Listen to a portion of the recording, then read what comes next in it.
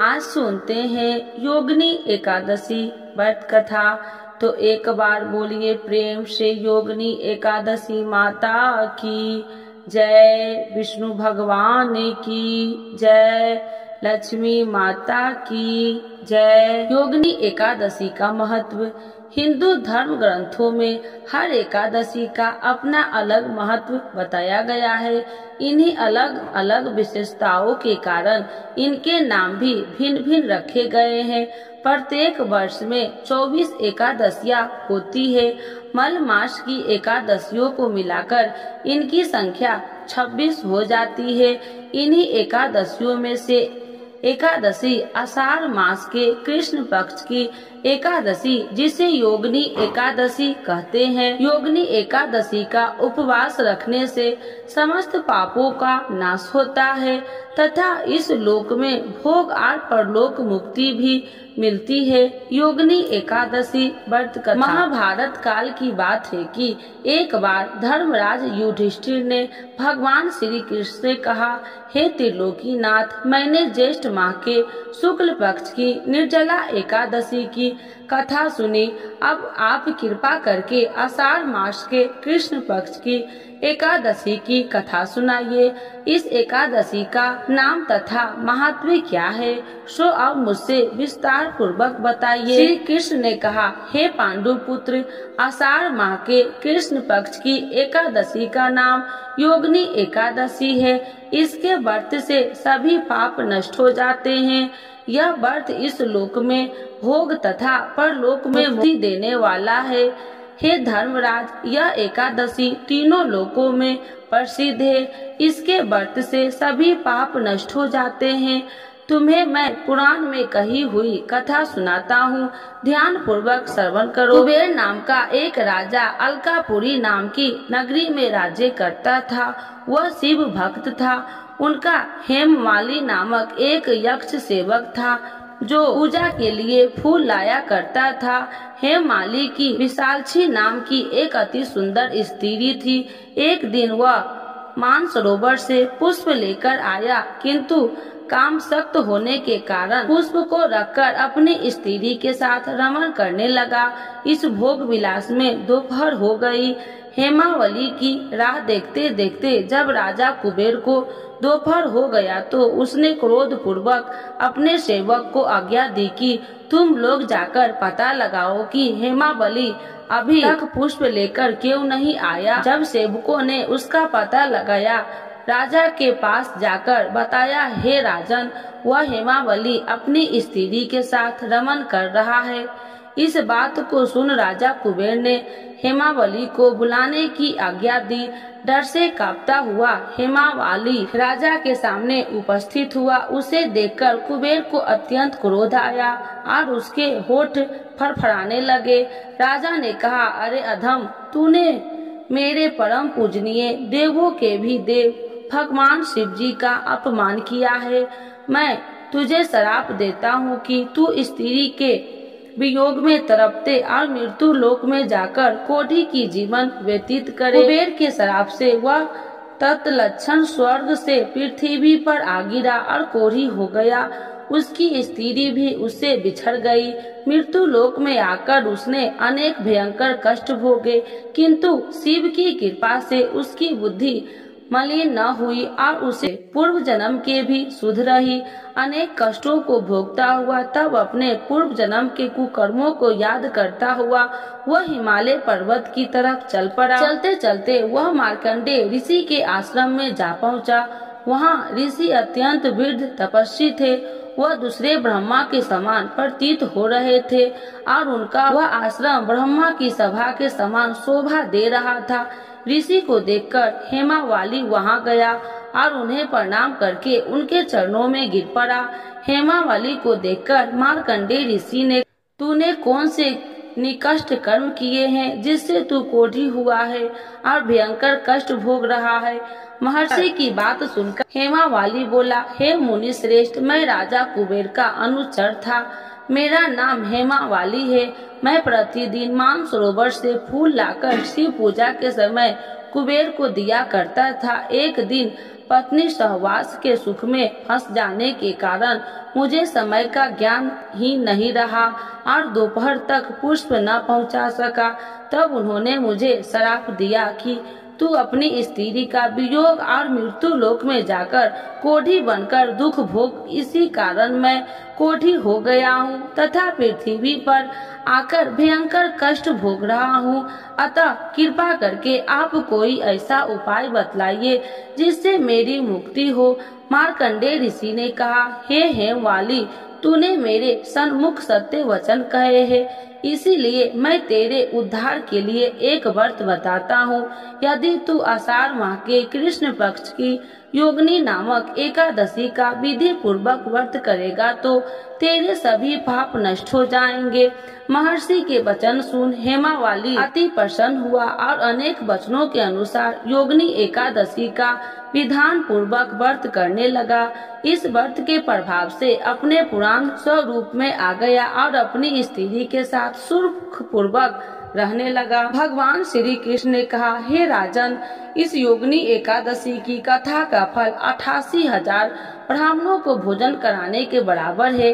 इसके व्रत से सभी पाप नष्ट हो जाते हैं और अंत में मोक्ष प्राप्त करके इस प्राणी स्वर्ग का अधूरी एकादशी की कथा। तो एक बार बोलिए प्रेम से योगिनी एकादशी माता की, प्रेम से तुलसी माता की जय, श्री कृष्ण भगवान की जय। एक बुढ़िया माई तुलसी जी को सींचती और कहती कि हे तुलसी माता, सत की दाता, मैं तेरा बिटला सींचती हूँ, मुझे बहू दे, पीताम्बर की धोती दे, मीठा मीठा घास दे, बैकुंठ में वास दे, चटक की चाल दे, पटक की मौत दे, चंदन का काठ दे, रानी सा साज दे, दाल भात का भोजन दे, एकादशी की मौत दे, कृष्ण जी का कंधा दे।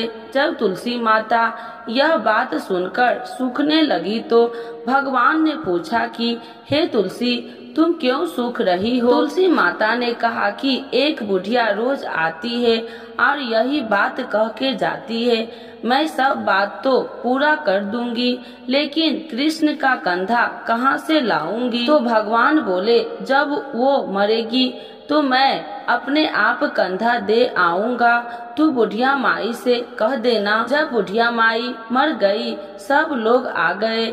जब माई को ले जाने लगे तो वह किसी से न उठी। तब भगवान एक 12 बरस के बालक का रूप धारण करके आए।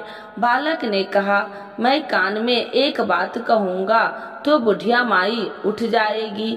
बालक ने कान में कहा, बुढ़िया माई मन की निकाल ले, पीताम्बर की धोती ले, मीठा मीठा ग्रास ले, बैकुंठ का वास ले, चटक की चाल ले, पटक की मौत ले, कृष्ण जी का कंधा ले। यह सुनकर बुढ़िया माई हल्की हो गई।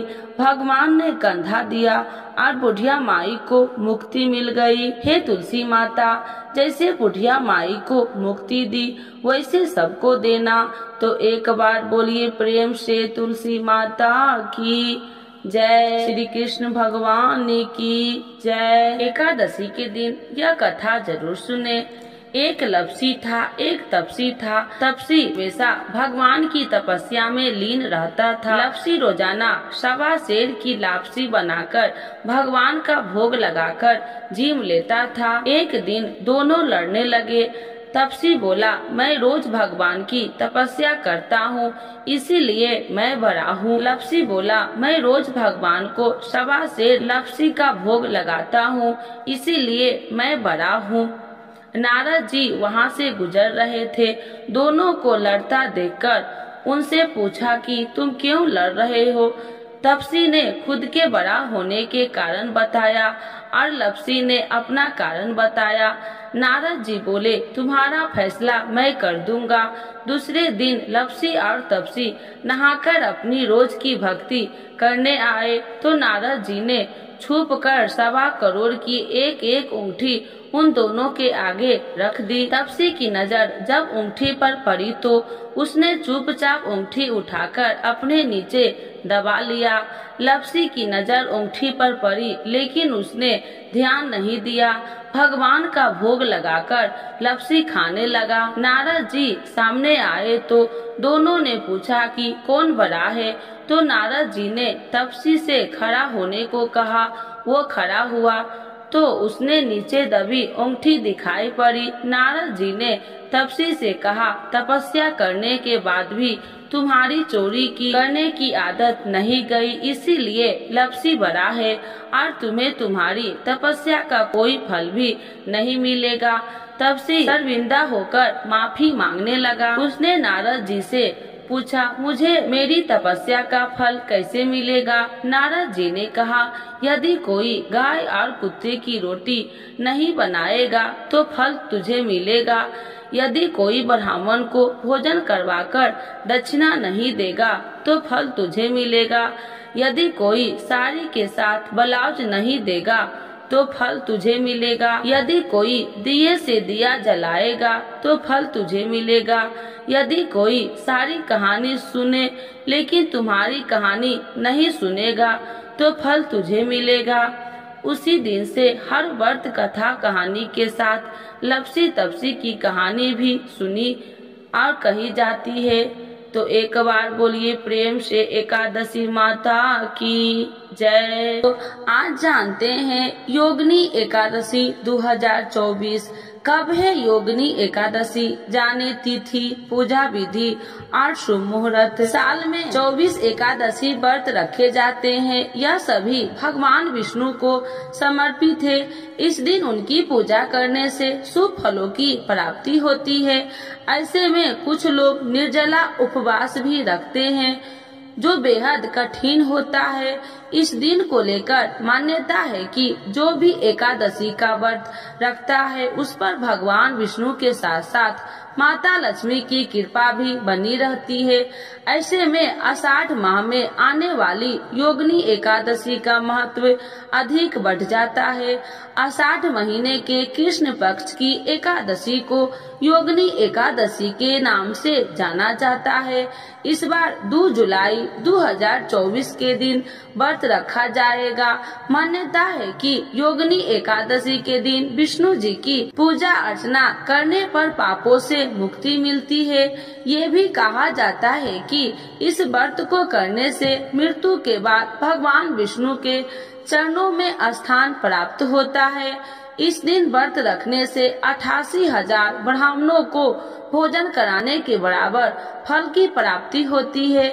ऐसे में आइए जानते हैं योगिनी एकादशी व्रत कब रखा जाएगा। कब है योगिनी एकादशी व्रत 2024 में 2 जुलाई 2024 के दिन योगिनी एकादशी का व्रत रखा जाएगा। इस दिन पूजा के लिए शुभ मुहूर्त 8:56 से दोपहर 2:10 तक रहने वाला है।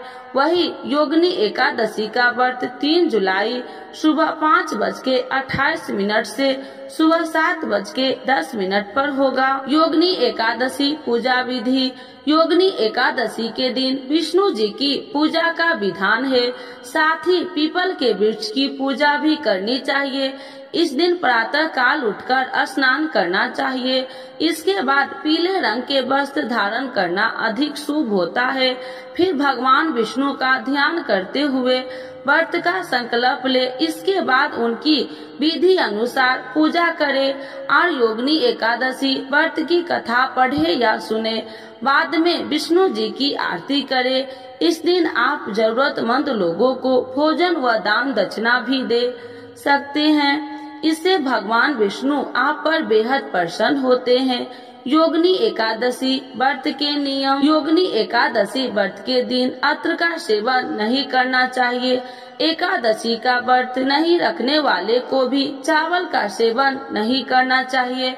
इस दिन बाल, नाखून और दाढ़ी काटने वाले के भी भूल न करे। योगिनी एकादशी के दिन ब्राह्मणों को कुछ दान अवश्य करना चाहिए। एकादशी व्रत के पालन करने के बाद अत्र का दान करना शुभ माना जाता है। भगवान विष्णु की आरती करे। 2 शुभ योगों में रखा जाएगा योगिनी एकादशी का व्रत। योगिनी एकादशी का व्रत 2 शुभ योगों में पड़ रहा है। योगिनी एकादशी के दिन त्रिपुष्कर योग और सर्वार्थ सिद्धि योग का निर्माण हो रहा है। सर्वार्थ सिद्धि योग 2 जुलाई को प्रातः 5:27 बजे से अगले दिन 3 जुलाई को सुबह 4:40 बजे तक रहेगा। वही त्रिपुष्कर योग 2 जुलाई को सुबह 8:42 से 3 जुलाई को 4:40 तक मान्य है। ज्योतिष मान्यताओं के अनुसार सर्वार्थ सिद्धि योग में किया गया कोई भी कार्य सफल होता है।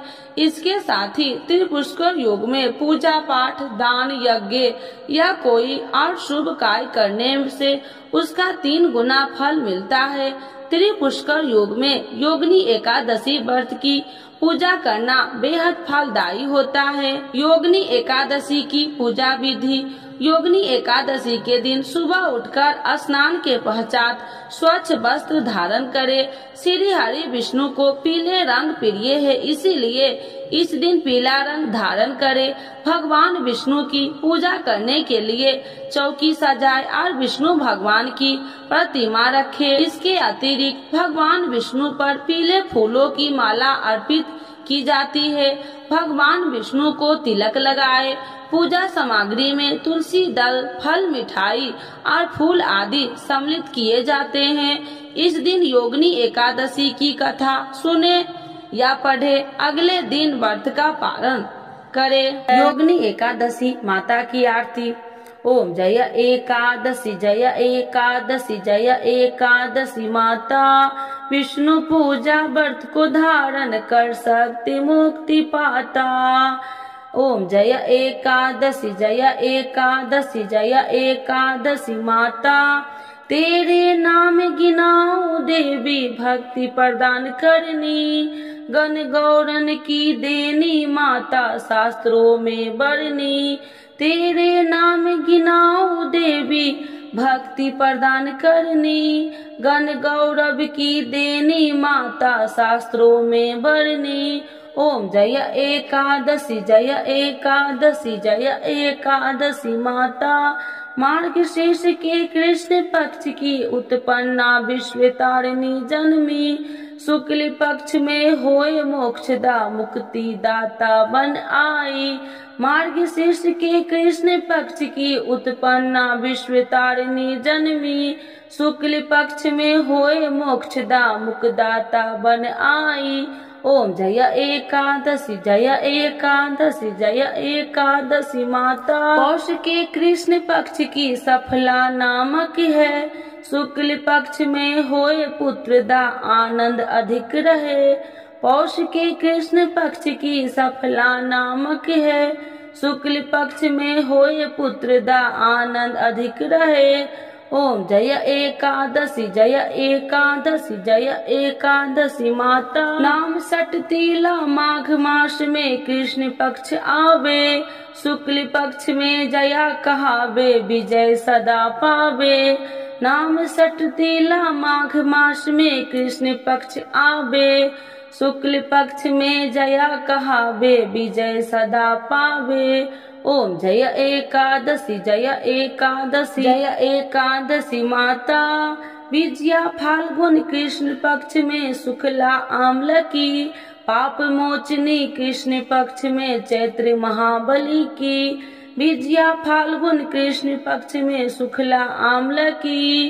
पाप मोचनी कृष्ण पक्ष में चैत्र महाबली की। ओम जय एकादशी जय एकादशी जय एकादशी माता। चैत्र शुक्ल में नाम कामदा धन देने वाली। नाम बरुथनी कृष्ण पक्ष में वैशाख माह वाली। चैत्र शुक्ल में नाम कामदा धन देने वाली। नाम बरुथनी कृष्ण पक्ष में वैशाख माह वाली। ओम जय एकादशी जय एकादशी जय एकादशी माता। योगिनी नाम आषाढ़ मास में जाने कृष्ण पक्ष करनी। देव सयनी नाम कहावे शुक्ल पक्ष धरनी। योगिनी नाम आषाढ़ मास में जाने कृष्ण पक्ष करनी। देव शयनी नाम कहावे शुक्ल पक्ष धरनी। ओम जय एकादशी जय एकादशी जय एकादशी माता। आजा भाद्रपद कृष्ण पक्ष की परवर्तिनी शुक्ला। इंदिरा आश्विनी कृष्ण पक्ष में व्रत से भव सागर निकला। आजा भाद्रपद कृष्ण पक्ष की परवर्तिनी शुक्ला। इंदिरा आश्विन कृष्ण पक्ष में व्रत से भव सागर निकला। ओम जय एकादशी जय एकादशी जय एकादशी माता। पाप कुशाह शुक्ल पक्ष में आप हरणहारी। रामा मास कार्तिक में आवे सुखदायक भारी। पाप कुशाह शुक्ल पक्ष में आप हरणहारी। रमा मास कार्तिक में आवे सुखदायक भारी। ओम जय एकादशी जय एकादशी जय एकादशी माता। देव उठानी शुक्ल पक्ष की दुख नाशक मैया। पावन मास में करू बीनती पार करो नैया। देव उठानी शुक्ल पक्ष की दुख नाशक मैया। पावन मास में करू बीनती पार करो नैया। ओम जय एकादशी जय एकादशी जय एकादशी माता। परमा कृष्ण पक्ष में होती जन मंगल करनी। शुक्ल पक्ष में होए पर्दनी दुख दरिद्र हरनी। परमा कृष्ण पक्ष में होती जन मंगल करनी। शुक्ल मास में होए पर्दनी दुख दरिद्र हरनी। ओम जय एकादशी जय एकादशी जय एकादशी माता। जो कोई आरती एकादशी की भक्ति सहित गावे।